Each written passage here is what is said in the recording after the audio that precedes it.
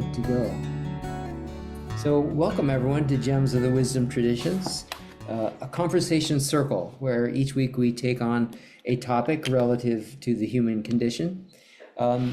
Based upon the almanac from the Still and Moving Center, where each week we have a new topic with quotes surrounding that idea. And so here in the Gems, each week we invite a guest speaker to speak on the topic from a particular tradition. This week's topic, the beneficence of karma, a whimsical topic, I believe. We have the honor of having Dr. Maurice Bishop speak to us from the tradition of Maurice? Theosophical or wisdom religion. That's right, the Theosophical tradition. I just want to mention, and in fact, Maurice, can you tell me what you hold your doctorate in? I've always been curious. Oh, it's in public administration.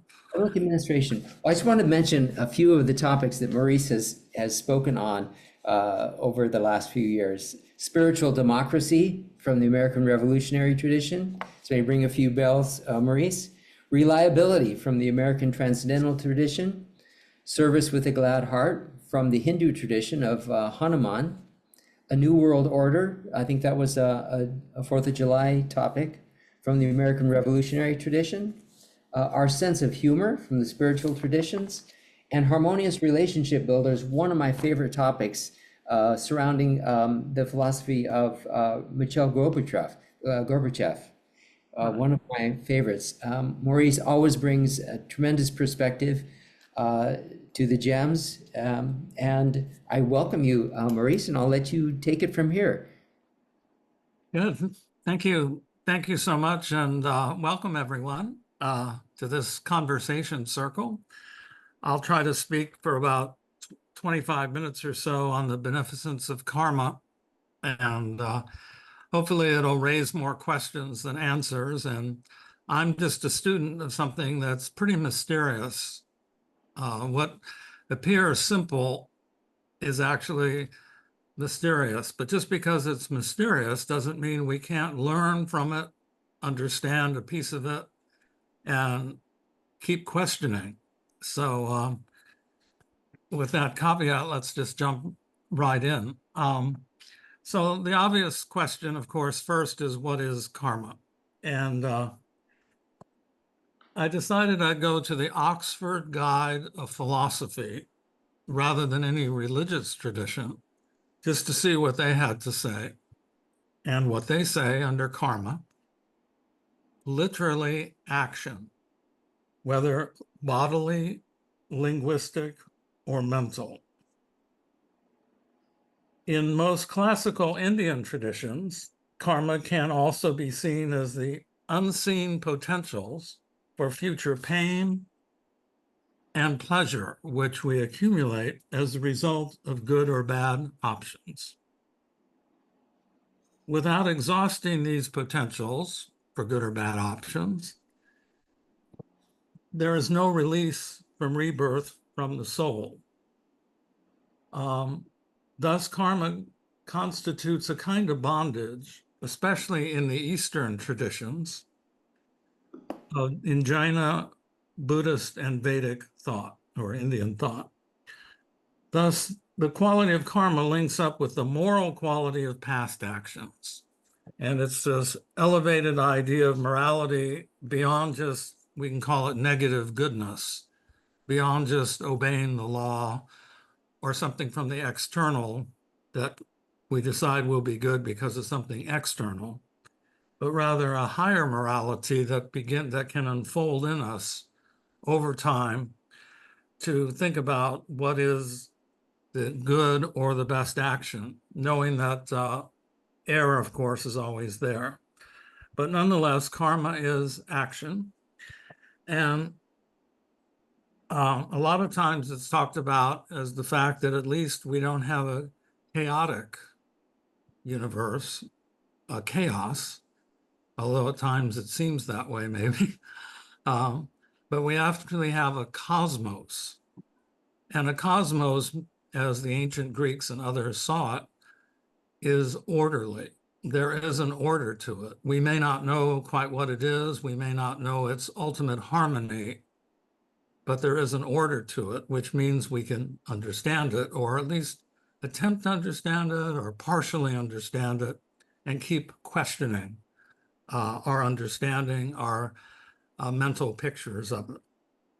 So if karma is action, I think one of the metaphors that we use all the time is, I think everyone can envision throwing a pebble into a lake.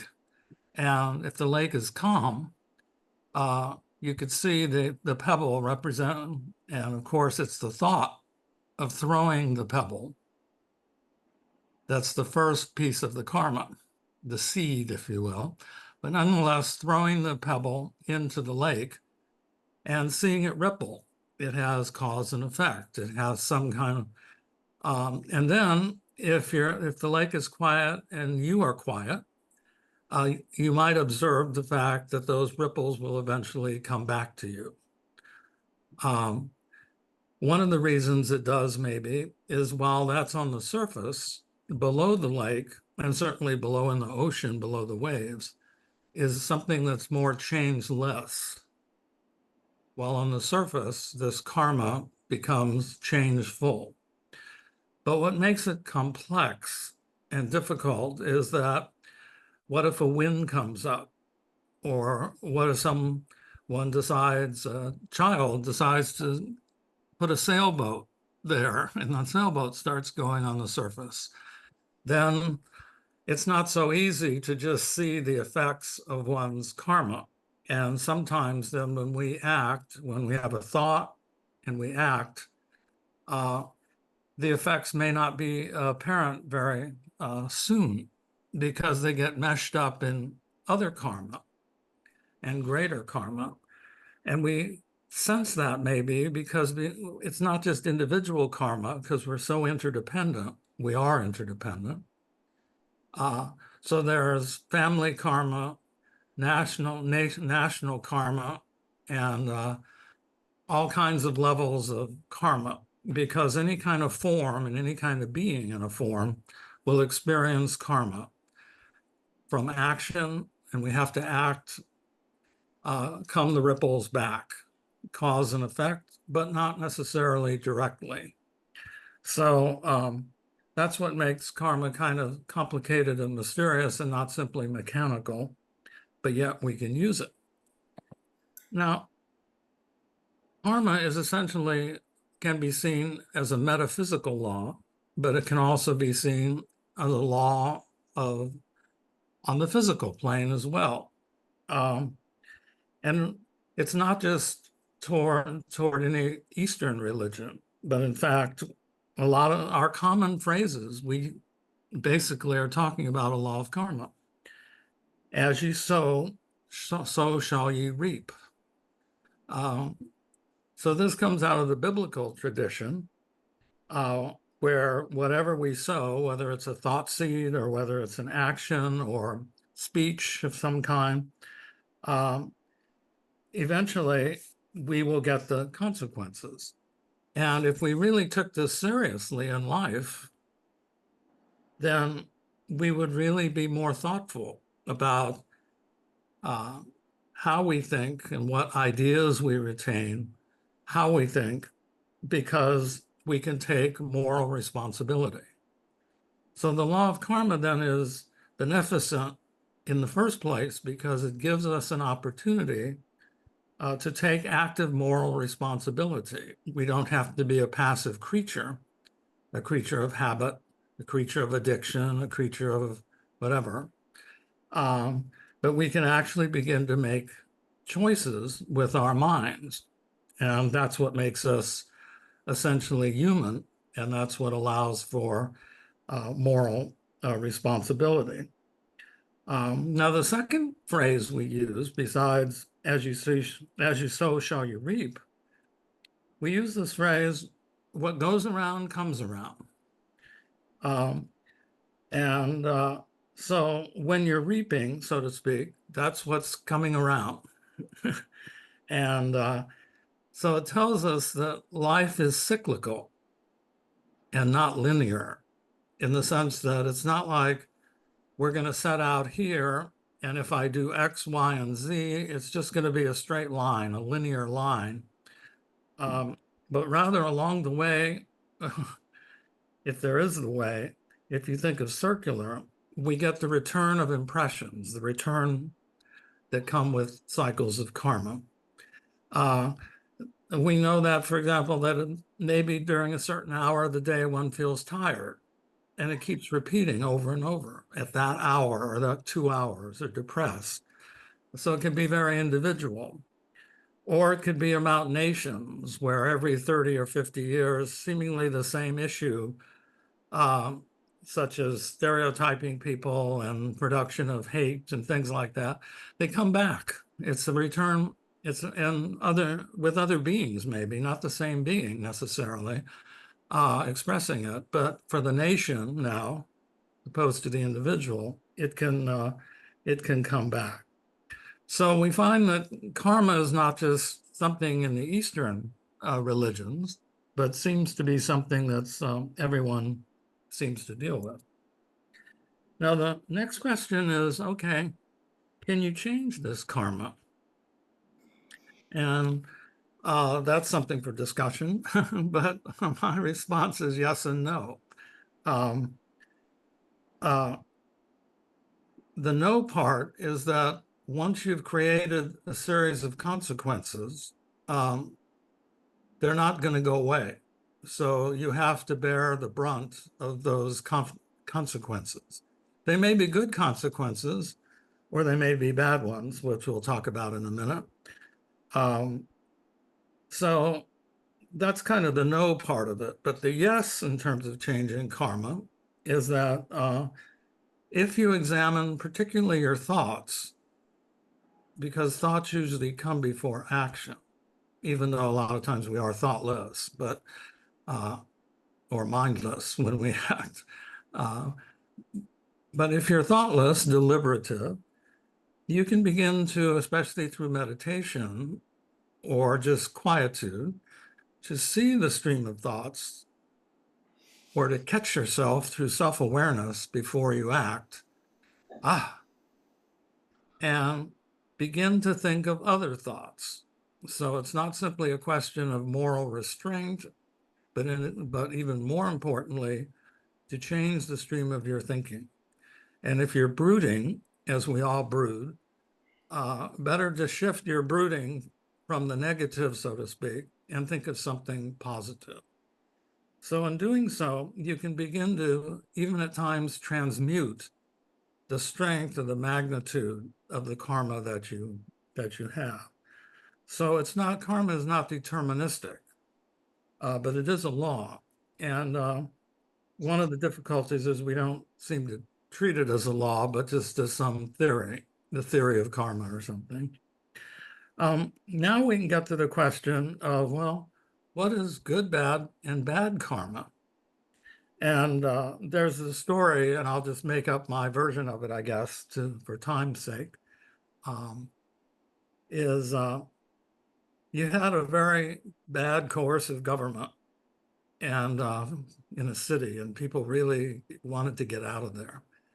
And so this fellow did. He went to a farm where his family was, and by getting to that farm and settling in, he avoided some of the bad karma of the city.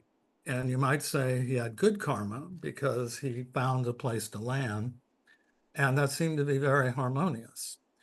But the next day on the farm, he broke his leg.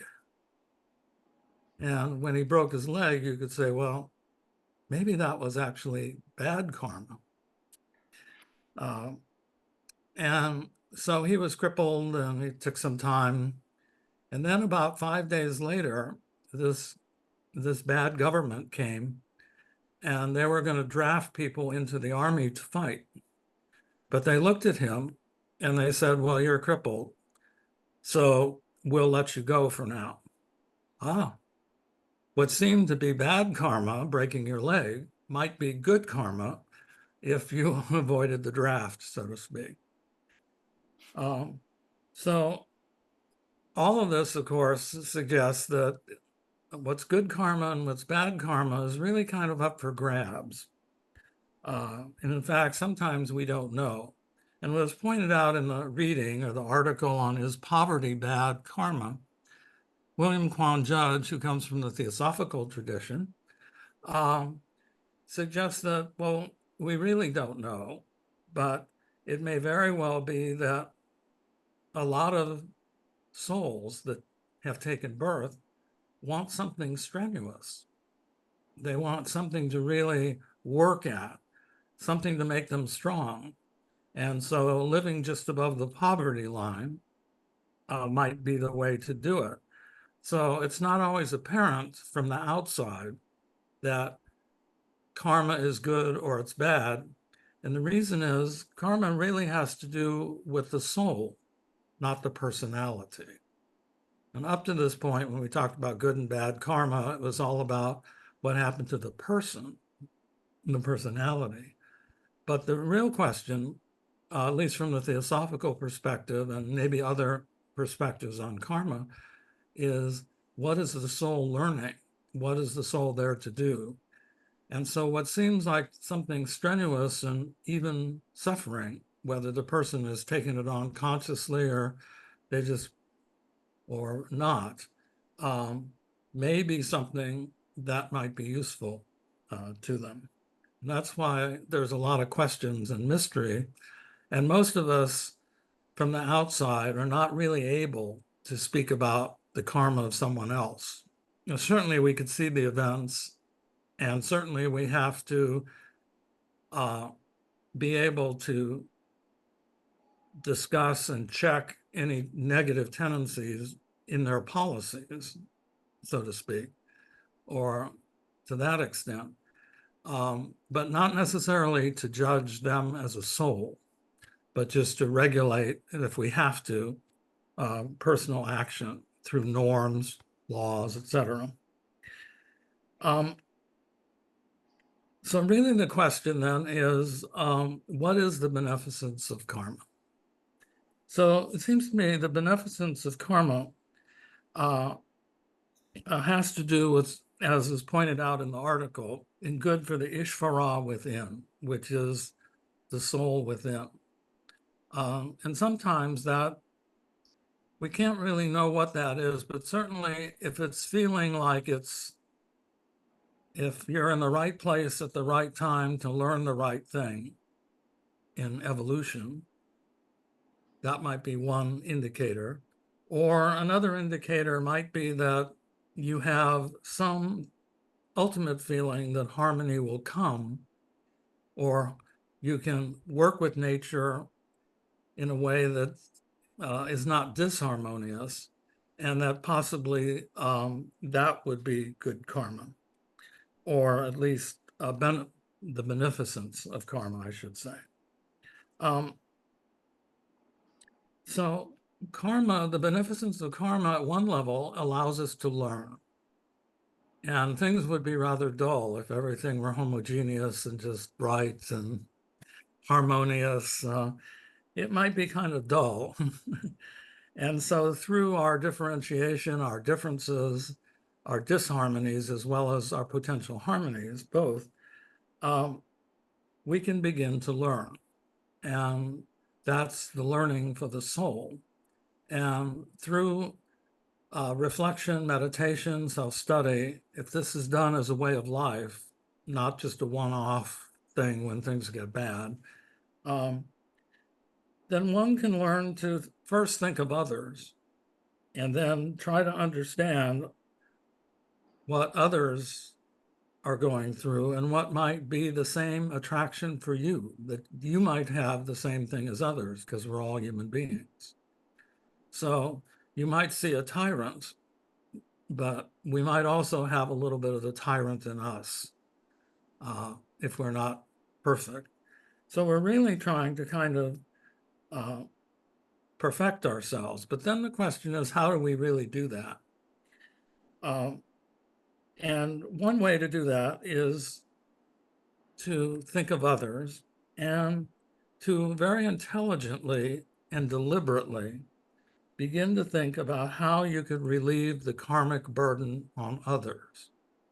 Because karma is not just our own karma. We're all interdependent, and karma is almost interpenetrating.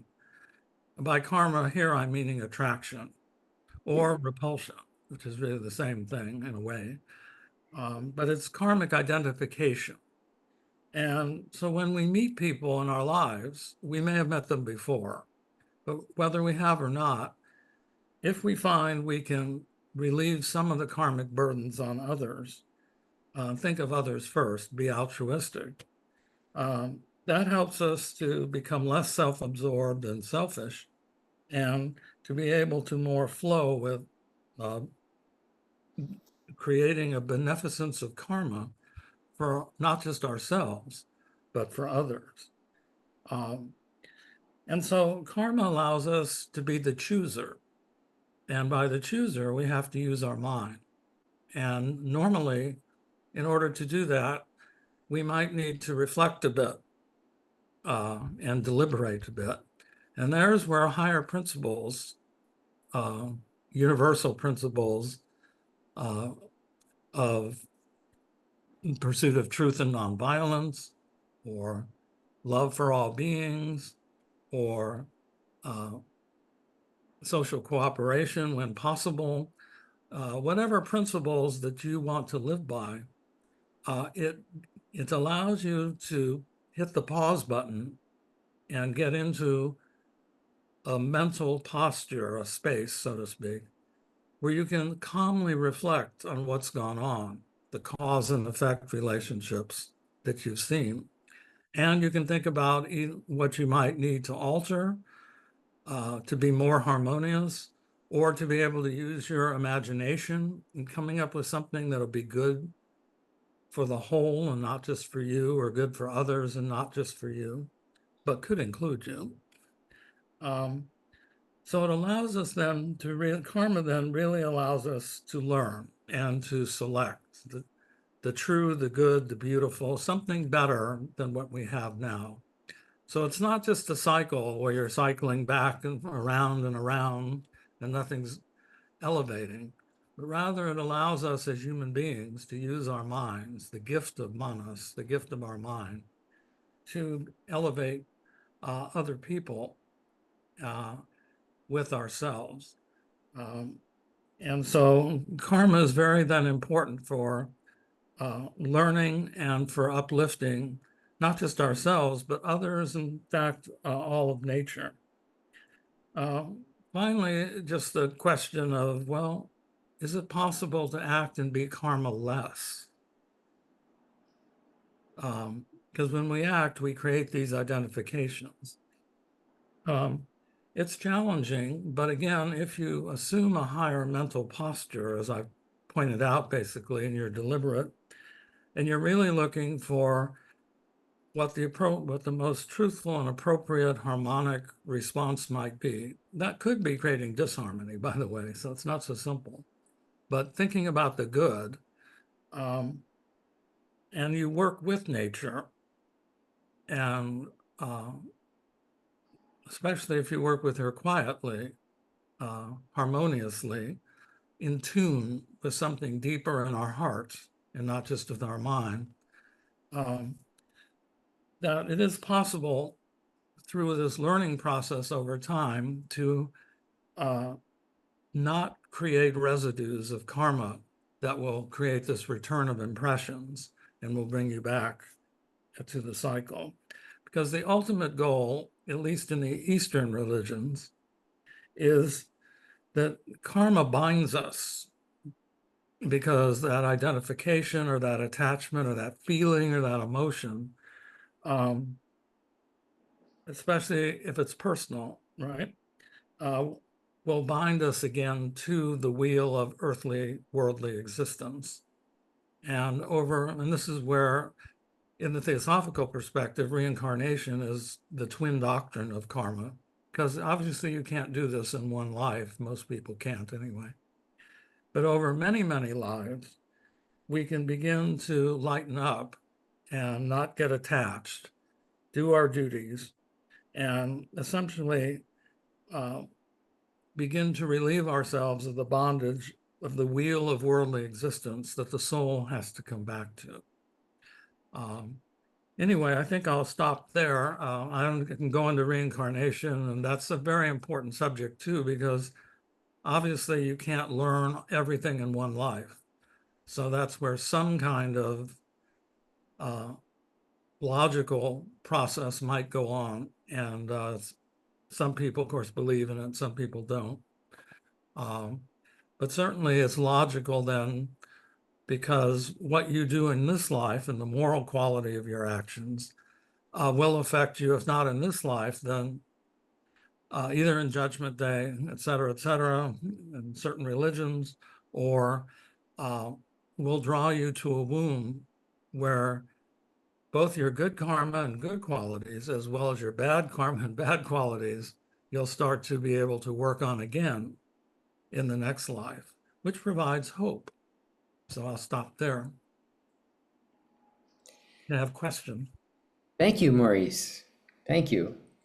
Well, you all know the deal here, Willow Ann. If you have a question, you want to make a reflection, just mash that button that says raise hand, and we'll acknowledge and answer questions as they arise. And as you all are thinking on what it is you want to contribute, I thought I would ask the one thing that always comes to me on the topic of karma is, what is this idea of instant karma?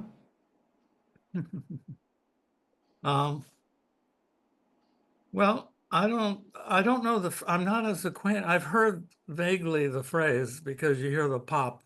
It's like a pop phrase. They get instant karma, karma cola, and instant karma, and all that. What it could be is you might get some results very quickly and very unexpectedly, I might add. It could be good, it could be bad. And it is possible for that to happen. Like, And you may have seen people who all of a sudden say something and then they're struck by something and here it is, or something like that. So there's always that possibility of what goes around comes around very quickly. like stepping in front of the bus. Yeah. Yeah. All right. Thank you. And kind of surveying the territory here. I don't see any hands up yet. And we always like to call on Mary. We've all told her many times, as we have with Diane as well. Any questions or reflections from the Judith? I see you have your microphone on. Is that an indication that you have something you'd like to say? Well, I was just thinking, would you call what you're talking about a religion or a philosophy? Well, that's a very good question. To a large extent, this is viewed as part of religions, right? Whether it's as you sow, shall we reap, so you reap, and I'll ask Mary to confirm that, or someone from the Christian tradition. But of course, it's also in all the major Eastern religions of Buddhism, Hinduism, etc. But it's also, and from a more theosophical perspective, the same thing can be viewed in terms of science, because science, when we do science, we're looking for the relationship between a cause and an effect, so we can prove a hypothesis or prove that this relationship impacts another relationship, a correlation, if you will.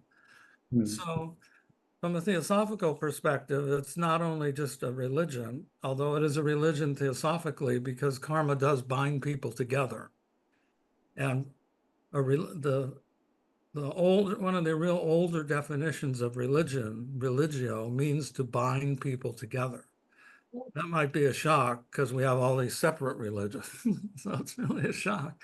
But universally, and way back when, you can think of a tree that has its major growth And then you have different branches that came later in recorded history, so to speak, of different religions. And they each draw from that tree, but then they start to have their own version of it. But then a lot of the religions, of course, tend to be more sectarian, saying, we are right and everybody else, you know, you guys got to learn something from us. But in a scientific point of view and a more theosophical point of view, which is trying to get what's behind divine wisdom of all the religions, karma is then one of the laws of periodicity of the universe. We know that civilizations come and go. You know, we have facts about that. So we know that we have these huge cycles, and there are causes for those cycles. They don't just come and go. So scientifically, what are those causes? And in fact, we may be experiencing a minor one now, because we experienced a lot of the disintegration of our institutions now in society. And it's also happening around the world, almost some of the same phenomena, but we don't have to get into politics necessarily. But so there is this cycle of civilizations where they are very immensely helpful in civilizing people and the arts and the cultures and all that. But then after a while, they decline and even become at the end a little barbaric, shall we say. That's just the nature of the world, of nature. So in answer to your question about religion, yes, it's in religions because it has a moral and an ethical quality to it. So the more morally you act toward other people, you can use the golden rule, for example, which is in every religion. It's stated in every religion as, you know, so that's but from a scientific point of view, that's a cause and effect. Do one good to others as you want them to do unto you. That's cause and effect. That's a statement of a law and a moral quality. So I think we can go beyond just religion and take a look at this very impersonally and non-religiously as a science as well. But that's just the student's point of view. Well, there is definitely a tendency that, you know, let's say the way you treat other people affects the way they treat you. I mean, you know, if you're respectful to people, many more people will be respectful to you. Mhm. So there is like some pretty obvious, like, then again, you know, you can't always count on it. I mean, some jerk would come along and, you know, cheat you or something. So you can't totally control it all. Yes, Like to. but you can control you can choose to control your reactions to it. So when someone cheats you, that's really the test, right? When everything is going good, gee, you know, it's groovy. It's lovely. But when something doesn't go the way you expect it, or you've been wronged or something like that, then the question is, you're in a karmic identification, whether you like it or not. That's just, right? That's the reality. It's you and the other person. You're there. So the question is, how do you want to react to it? And I think the more detached one can be, and through meditation and other practices like that, one can be more deliberative into how one might respond.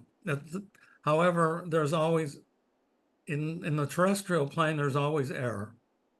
You know, there's always error. Nobody's perfect. So, but it gives you then the beneficence of karma. It gives you the opportunity. You could say, well, that's bad karma, man. I got gypped out of something. But one can turn that into a learning experience. But to turn it into a learning experience, one has to deliberate, really think about it, and then intelligently adjust one's attitude, if not one's behavior. So learning is not automatic. It takes the mind.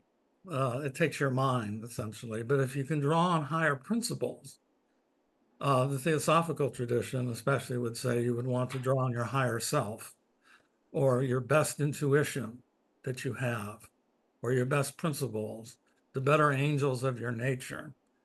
And then come up with something which still might have to put boundaries on somebody or events or policies, but try not to deal with the person. So, and try to be as nonviolent as possible. Those are just some thoughts. Thank you, Maurice. Yeah, I did find that was Newton's third law of motion. Every action has an equal and opposite reaction, and all of physics are riddled with this same notion. So I think it's yeah. Except that here we're adding consciousness to it. So it's not just a physical or behavioral action reaction. I say something, you say something, but rather it's really our own consciousness. And if we're able to develop our higher self, where we're looking at our deeper intuition, trying to see the other person as a soul, an immortal soul, not just a personality. And we really think about that because that's where compassion comes in. And compassion comes from the higher self. Empathy is one thing, but compassion, to really have compassion, you really have to be able to deliberate. It's not so easy.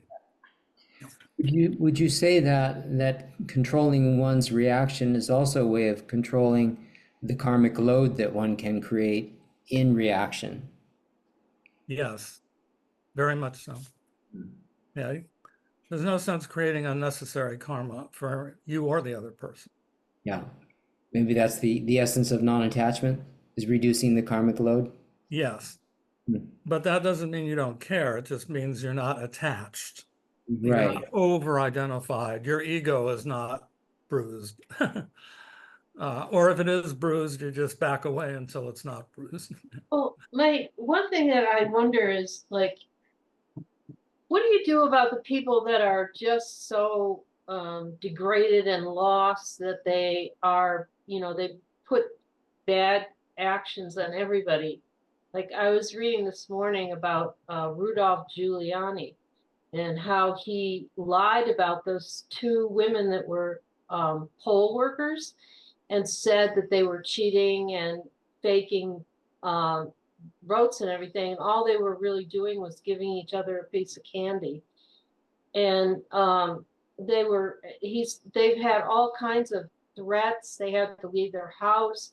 They've been threatened with death, had all kinds of horrible things. And they took him to court, and the judge, they put an amount of money, a pretty big amount of money, millions or something, but he doesn't have that money. So they don't, right now they're not getting any money. So they've been in your theory or your philosophy or religion, they've been the, recipients of this horrible karma from this horrible, horrible person who doesn't care about them or any other thing. He just wants all his big houses, his money, and his importance and his fame. And what are they supposed to do? What are those people supposed to do? I mean, they took him to court. I mean, but they're two women that, they don't have big education, they don't have a lot of money, and they're having a terrible time because of him. Yeah.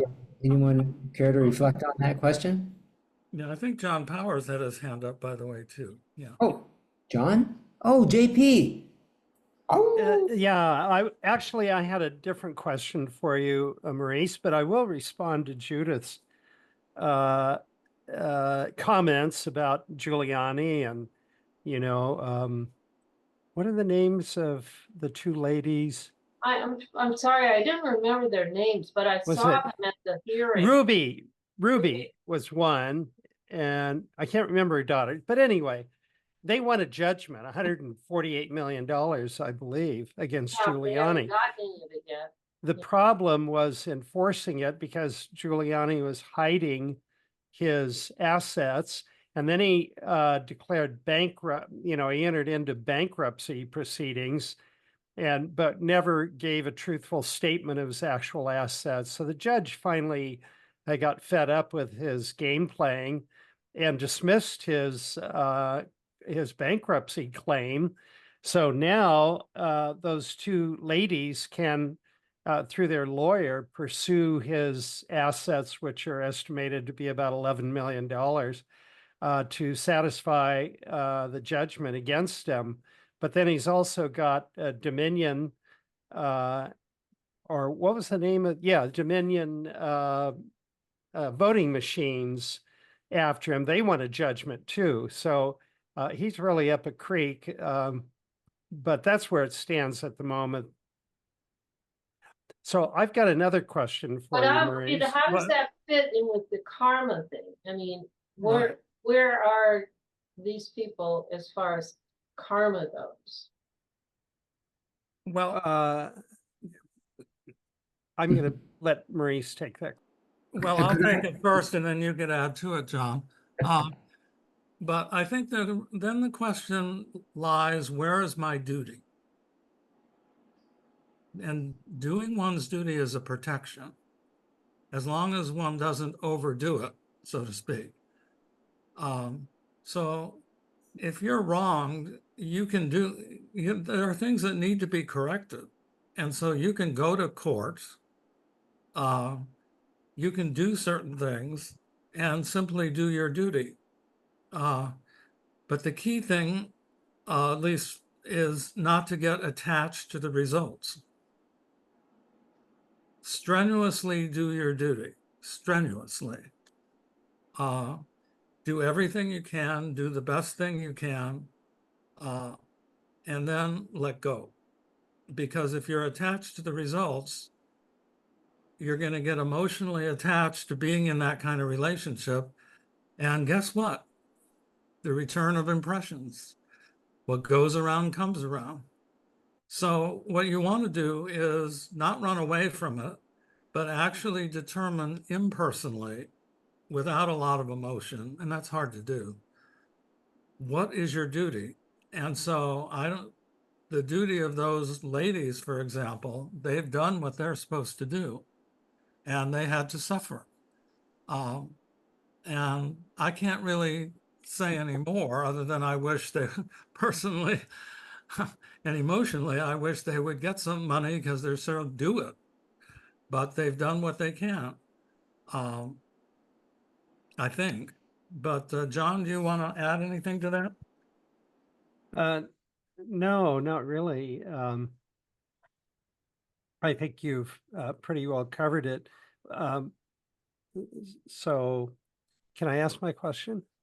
Yes. Thank you. So what you've been describing just in the last couple of minutes, Maurice, sounds a lot to me like the ideas that are laid out in the third chapter of the Bhagavad Gita about the right performance of action. And although with one other element to be included in what you've already said, and I think that was the notion of sacrifice, but maybe it's inherent in what you've been describing or included in what you've been describing. But I wondered if you could comment on how maintaining an attitude of performing action as sacrifice would reduce the what David calls the karmic burden. Was that it? Or karmic load or something? Yes. Yeah. Well, I'm not, well, let's put it this way. So all action is sacrifice. We give birth, that's sacrifice. All of life is sacrifice. And we have to be grateful to those who, we have to be grateful for being in a body, in a human form. Look at all the intelligence going on in our hands and our feet. So we really have to be just very, very grateful. And then when we perform action, there's always error. And in the terrestrial plane, in the earth, basically, that there's always some element that's not perfect. The Japanese understand that because in their paintings, they always make them a little bit imperfect on purpose, because they want to show that that's really what being human is. And so there's an element of sacrifice where we give of ourselves, and we may not get what we expect or anything back, but we're giving of ourselves to help others. And through giving of ourselves, then there's the element of sacrificial action. And the question is, if it's the attitude we have about, are we sacrificing for ourselves, or are we sacrificing as part of the human family, and are we sacrificing as on behalf of the divine, something above us? Because that's what sacrifice is, right? When we go to the temple, or we go to the synagogue, or we go to a Buddhist mosque, and we lay flowers, what are we doing? We're really just saying that we want to sacrifice, and by doing the best we can with the highest deliberation, we offer this. It's kind of an offering, and that's another reason why one doesn't want to be attached to results. So if we're living a spiritual life, so to speak, or we're living in the spirit, we're sacrificing for the greater spirit. I hope I answered that, John. If you're welcome to add. No, that's a very good answer. Thank you, Maurice. I had a thought that Judith inspired for me that made me think about early on in your talk, Maurice. You talked about the pebble and the ripples, and then I got the image of raindrops falling on that same lake, and there's so many ripples that one can't really discern which one caused which actions and reactions.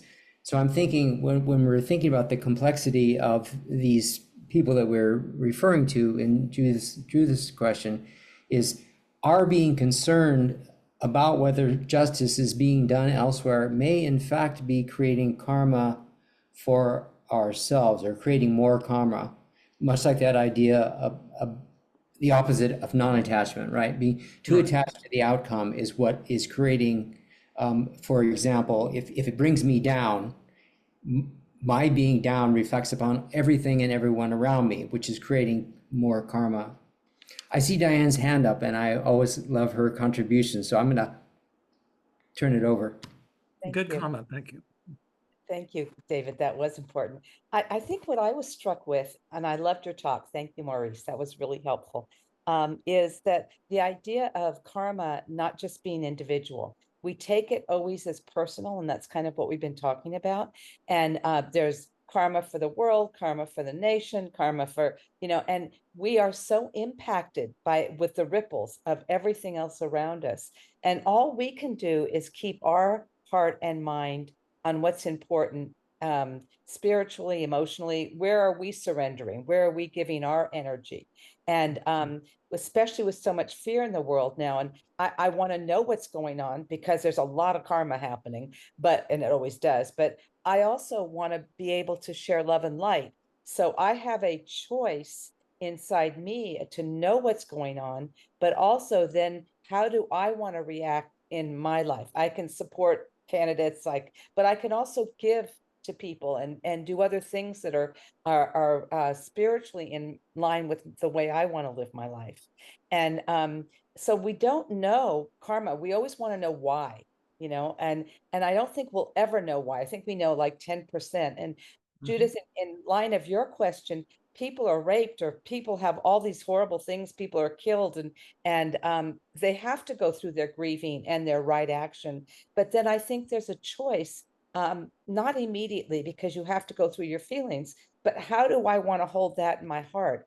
Am I holding the anger and the hurt so that that's affecting who I am now? Or am I choosing to move forward in a different way? How do I want to surrender to God or to infinite wisdom? And how do I want to be used in this moment? And I think what I say to people, when they're forgiving somebody, it's not about forgiving their actions. It's about letting go of the attachment to them so that they're not hurting you, your anger. If you're living in so much anger and fear, then that's affecting ourselves. And to me, that affects everything. And so when our ripple and what we can do in our life is love and compassion to others and to ourselves, I think that's a huge way that we can live our spiritual practice or our practice in this life in a way that is congruent and adds to the positive karma in the world. So not being aware of all the negativity, but also choosing, like you said, Maurice, how do I want to live my life? So that's what it brought up for me, and that's my practice.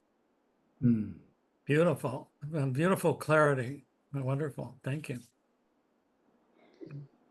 Oh, Mary. Aloha kako. Thank you, Maurice. It's been a very I've got all kinds of thoughts going through my head. I'll go from the beginning. I'll try to make it quick. So what you reap what you sow. And sometimes you don't always know that what you've done is how it's going to grow. Yeah. Because so many times, like my mom planted mango trees in this yard, and she's gone, but we are enjoying all those beautiful mangoes and everything, and raking up the leaves, which is the other part of having trees. And then what you said about the man who left the city to go and find peace, broke his leg, and was subsequently not chosen to be drafted. That is so, we don't know why things happen. And with my Christian faith, I feel that God has a better plan for me. I might think, oh, this is a terrible thing that happened. And then something comes along and wow, if that hadn't happened, I wouldn't have this good thing happen. So there's a lot, thank you. It's very, mind boggling and so many things to think about, but ultimately love and do no harm. Amen. Well, amen. But I think what you've pointed out is there's love and learning. That learning goes with love. Amen. That's true. And we can learn from the good stuff. We usually learn more from the suffering, but hey, enjoy the ride, because we're only here for a certain amount of time, right? Amen. I was listening to a podcast earlier today, and the example was I lent my car to somebody, and the guy went and got into an accident, and it's going to be $1,500 to fix it, but he's got no money. So okay, I forgive you. I'll take care of it, but you're not going to drive my car anymore. So that's how we learn. Yeah. Yes. Yeah. I saw Loan's hand. Loan? I think she was Oh, applauding. yes. Yeah, thank you, David. I just wanted to upload everyone who just share a lot of excellent feedback and explanations about the karma, and very similar to what I learned from the Vietnamese monks. By the way, I'm originally from Vietnam, and I'm a Buddhist disciple. And I love the concept of karma, and I believe, although not 100%, but I do believe it. And a lot of things happening around my life and the environment around. And I observe the people around me and my family member and friends, and I really believe there is karma. Everyone has their own karma, good or bad, or combination, Combination. Yeah. or only good, or only bad, or combination. But I believe, yes, like Maurice shares, there is yes and no answer for the question if we can change it or not. And I think it's totally depends on how we think and how we act. To me, I just believe that I can change my karma by the way I act, by the way I live. And I believe that if I do good things, at least I can change for my children's life. I can change for my next life. Maybe I cannot change for my previous life, but I can change for my present, my future, and my children's. I do believe so. My Vietnamese moms taught me that I could probably change my loved one who passed away. For example, my mom who passed away, and the mom told me that if every month lunar calendar, the Vietnamese pagoda organize a ceremony called penitent. Penitent ceremony. Penitence. Like for people to go and praise, and although they didn't do anything wrong, but they just pray for their loved one who have the good life in the other side of the world. And I just hope that I attend the ceremony and I praise good things for my mom so she could enjoy the next life for better of her life. So I just want to share something about that. Thank you. Thank you, Loanne. This might have been before some of your times, but I see there's a number of us of that generation. If you remember, the artist Blood, Sweat, and Tears had a song called Spinning Wheel. It starts with, what goes up must come down. Spinning wheel got to go around. Talking about your troubles, it's a crying sin. Ride a painted pony and let the spinning wheel spin. All about our topic today. But I do think I do want to emphasize that because we have the gift of the mind and intelligence, that when the spinning wheel goes around, we're not just going round and round mindlessly, but we can hit the pause button and thoughtfully do what Luan has just said and what Diana has said and what Mary has so many people have said, which is to begin to look at our thoughts and go from within without, not being so wrapped up in externals, but going internally. What can we do to live our best life and to give our best love and compassion to others? And so we can lift ourselves or elevate ourselves. So it's more of a spiral, and it can be an upward spiral. Nice. Excellent way to bring the conversation near closing. I'll just ask someone to give a vote of thanks, as we often do, just mentioning that next week the topic is assimilating our life experiences. A nice way to follow along with the idea of karma. And then following that with dropping the mask. So would someone care to speak a word of kindness towards our excellent presenter today? Sure, I will. Yeah, Awesome. Maurice, that was a great talk. It covered all the process. I mean, you covered so much information, and it obviously sparked all of us. And I think it's a really important conversation, especially in this day and age with so much happening, to really realize it's our own action and our own thoughts of how we want to live our life and take that pause. So thank you. It was really a very special conversation. I really appreciated it.